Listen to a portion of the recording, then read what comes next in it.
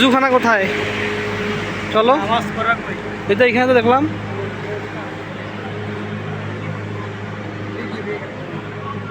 খুঁজি বের করো কোথায় আছে।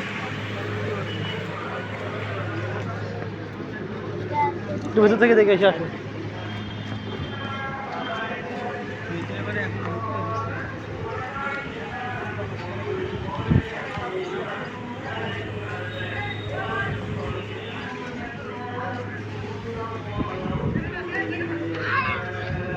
ভিতরে যাওয়া যাবে?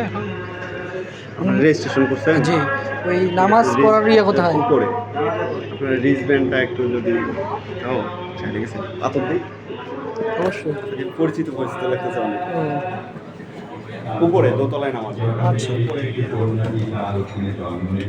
সে বলল, হে আমার রব, আমার এখানে তো মেয়ে জন্ম নিয়েছে, অথচ সে যা প্রসব করেছিল তা আল্লাহর জানাই ছিল। আর পুত্র সন্তান কন্যা সন্তানের মতো হয় না। যা হোক, আমি তার নাম রেখে দিলাম মারিয়াম।